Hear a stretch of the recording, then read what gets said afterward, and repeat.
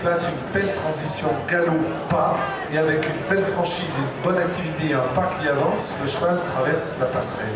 Et derrière, en sortie de pont, eh ben, il faudra repartir au galop parce qu'on est de nouveau dans la prairie et que le terrain et le sol le permettent.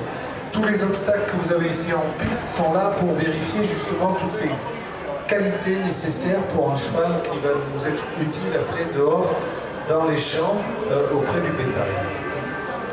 Voilà, là vous avez un franchissement de la barre au sol par Miguel. Vous avez vu comment ce cheval est bien souple et a une bonne mécanique dans ses membres et que ses déplacements, voilà, notamment, toujours l'antérieur passe devant le suivant et vous avez vu l'aisance et la facilité du cheval. On sent que c'est un cheval qui est déjà bien dressé, on a le contrôle des hanches, on a le contrôle des épaules, on a un cheval qui reste stable. L'allure est toujours là, voilà, et Miguel, vous avez vu? Ok. Hein? Vous pouvez applaudir, non? Le cheval, il ne fait pas ça tous les jours, j'imagine. En maniabilité, on peut le droit de passer au pas ou au galop. Et en speed, forcément, passer la barre au sol au galop, ça permet de gagner du temps. Vous essayerez à la maison, vous verrez. Alors non, n'essayez pas d'entrée de jeu à démarrer les choses au galop. Vous allez casser du bois, faire peur au cheval, etc. Vous avez vu la décomposition que Miguel a fait sur cet exercice. Il a vérifié qu'il avait un cheval disponible au galop. Il a vérifié que ce cheval, au galop, hop là, on avait le contrôle des hanches. Et il a vérifié que sur la barre au sol, au pas, c'est bon, on comprenait l'exercice et le cheval, il savait où il mettait les pieds. Et très rapidement, il lui a sollicité, il lui a proposé d'aller la passer au galop. Alors là, maintenant, il est sur l'exercice de travail avec la garroche ou la vara. Alors là, on voit que le cheval est un peu plus inquiet, que ce n'est pas un outil qu'il a couramment à sa portée. Bien sûr, dans le travail du quotidien d'un cavalier de dressage, bon, on se promène rarement avec un bâton de 3 mètres de long. Donc, pareil, décomposition des exercices, c'est ça qui est intéressant. Et cette décomposition, elle peut aller très rapidement. Le cavalier, il est en train de vérifier, là, à chaque foulée, il est en train de vérifier des trucs qui vont lui permettre d'aller plus loin et plus vite, quoi. Voilà, et de jamais mettre le cheval dans l'inconfort, dans le stress, dans la pression. Miguel, on a beaucoup entendu des fois, ouais, les Portugais, ça monte fort, les cavaliers, les jambes, etc. et tout, c'est un peu bouillonnant, etc. Mais ça, c'est une vision pas très approfondie, quoi. Si vous regardez les bons cavaliers, ceux qui réussissent et qui performent, vous verrez qu'il n'y a pas 15 équitations, il y a la bonne et la mauvaise, quoi. Il n'y a pas l'équitation portugaise, l'équitation américaine, etc.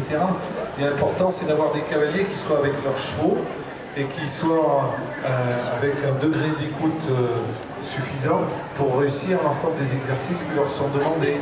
À des moments, il faut mettre un peu de pression parce qu'il faut avoir un peu plus de disponibilité, de mobilisation du cheval, mais il y a plein de moments où il faut, au contraire, savoir descendre cette pression et rassurer. Vous avez vu, le cheval est quand même très inquiet avec ce nouvel outil. Donc on va poser la garroche au pas. Là, Miguel, il aurait pris le bâton, il aurait été directement au galop, il l'aurait jeté dans le bidon qui aurait fait du bruit. Bon, vous avez vu, là, il y a eu une petite réaction du cheval, mais elle aurait été beaucoup plus sévère. Donc Miguel est un grand préparateur de chevaux. Tous les ans, il amène 2, 3, voire 4 chevaux au niveau international. Il est réputé pour aller... On est toujours à la recherche de finesse. C'est pour ça que c'est vrai que bon, là sur la piste, vous avez beaucoup de pur sang lusitanien ou des croisés. C'est ce qu'il faut pour notre équitation de travail. C'est pas un peu la différence. Voilà, peut-être que vous voyez certains obstacles qui correspondent à des obstacles qui sont dans les parcours proposés pour la compétition de trek, de technique de randonnée. C'est pas tout à fait la même chose qui est cherché. Là, on a vraiment le besoin d'avoir des chevaux qui soient utilisables et qui aient des moyens physiques et sportifs. Donc, on cherche des chevaux avec de la propulsion, avec du sang, avec de la finesse, Parce que pas dire que les chevaux de loisir, non pas du tout, ce serait pas là mon propos, mais là c'est vraiment indispensable d'avoir redémarré au galop de l'arrêt, tourner très court autour des bidons. Et voilà, si on ne veut pas que ça coûte au cheval, il faut qu'il ait ça dans le sang, on va dire. Voilà.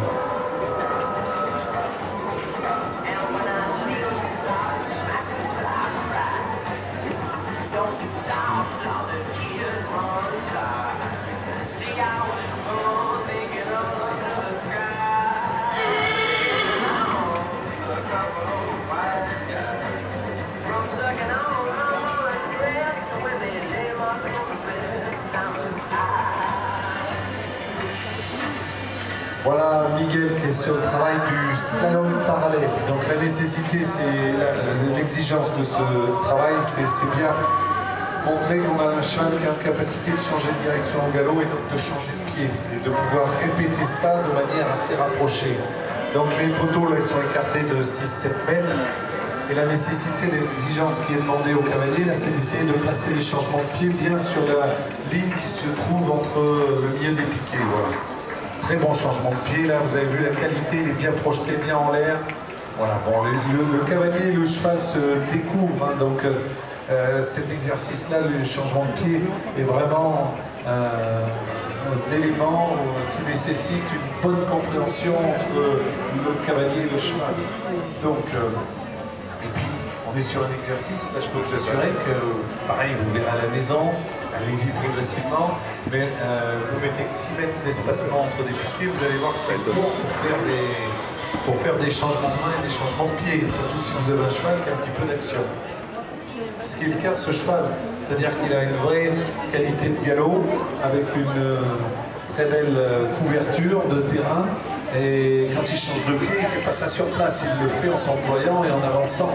Donc sur les 6 mètres, déjà son changement de pied en a pris 2 bons mètres, donc ça, il faut derrière organiser les choses pour tourner.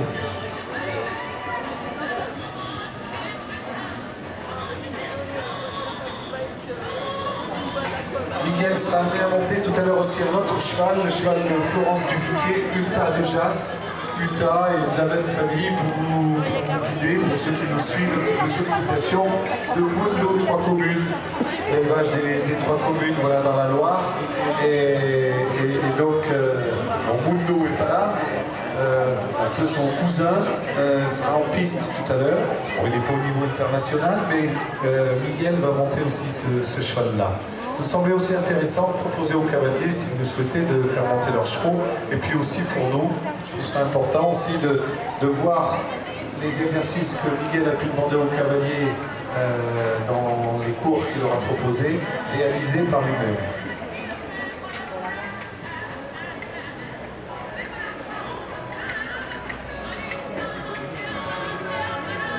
Voilà, vous avez vu la qualité des changements de pied. Vous pouvez applaudir hein, si vous voulez, si le spectacle vous plaît. Peut-être que c'est pas, je sais pas comment vous percevez les choses, c'est pas un grand show à l'américaine certainement, mais on sait que parmi vous il y a plein de cavaliers et que tout le monde a besoin d'apprendre. On s'est dit, bah tiens, on va faire.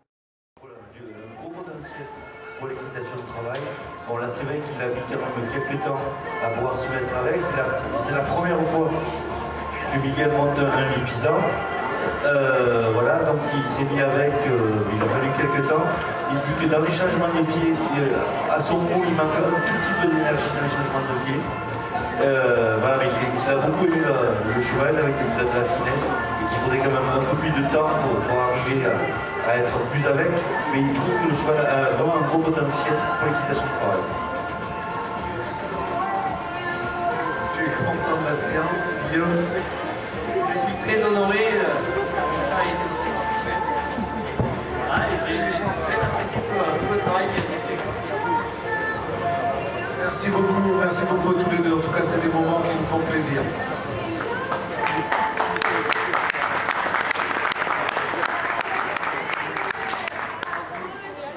Oui, il a donné le mot.